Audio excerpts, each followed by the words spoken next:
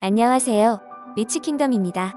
오늘은 양도소득세 실수 톡톡 세 번째로 분양권 취득 및 주택 양도에 대해 설명드리겠습니다.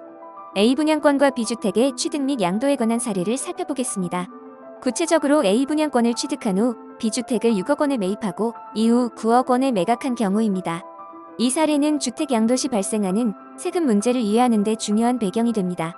1세대 1주택 비과세 규정에 대해 말씀드리겠습니다. 2021년 1월 1일 이후 취득한 분양권이 주택수에 포함되는 경우 다른 주택을 양도할 때 1세대 1주택 비과세 혜택을 받지 못하게 됩니다. 이는 주택 양도 시 세금 면제를 받기 위한 중요한 기준이 됩니다. 실수 사례를 통해 주의사항을 설명드리겠습니다. 강대한 씨의 경우 2021년 1월 1일 이후 A 분양권을 취득한 후 B주택을 구입하고 양도했습니다. 이 경우 A 분양권이 주택수에 포함되어 비과세 적용을 받지 못하게 됩니다. 따라서 주택 취득 당시 보유한 분양권의 취득 시점을 반드시 확인해야 합니다. 양도 전 체크 포인트를 말씀드리겠습니다. 2021년 1월 1일 이후 취득한 분양권은 주택수 계산에 포함된다는 점을 꼭 기억하셔야 합니다. 분양권을 보유한 상태에서 주택을 취득하여 양도하는 경우 비과세 적용 가능성을 미리 확인해야 합니다. 이는 세금 문제를 예방하기 위한 중요한 절차입니다. 절세 팁을 알려드리겠습니다. 주택수 계산 시 포함되는 분양권과 불포함되는 분양권을 구분하는 것이 중요합니다.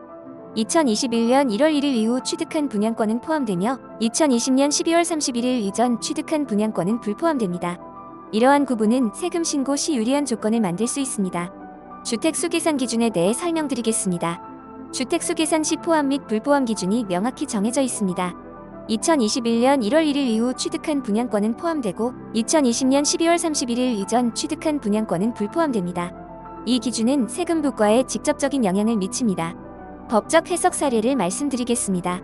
2021년 1월 1일 이후 분양권과 주택을 순차적으로 취득한 경우 해당 분양권에 기한 주택이 완공된 후 B주택을 양도하는 경우 소득세법 시행령 제155조 제1항이 적용되지 않습니다.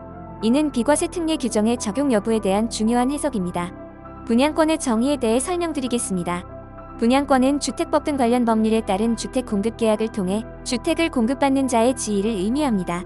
이 지위는 매매나 증여 등의 방법으로 취득한 경우도 포함됩니다. 마지막으로 청약 당첨일에 따른 취득 시기에 대해 말씀드리겠습니다. 입주자 모집 공고에 따른 청약이 당첨되어 분양 계약한 경우 소득세법 제88조 제10호에 따른 분양권의 취득 시기는 청약 당첨일로 판단됩니다. 이는 분양권의 취득 시기를 명확히 하는 데 중요한 기준이 됩니다. 이상으로 분양권 취득 및 주택 양도에 관한 설명을 마치겠습니다. 양도소득세 실수 세 번째 사례를 정리하여 알려드렸습니다. 구독, 좋아요는 영상 제작에 큰 도움이 됩니다. 감사합니다.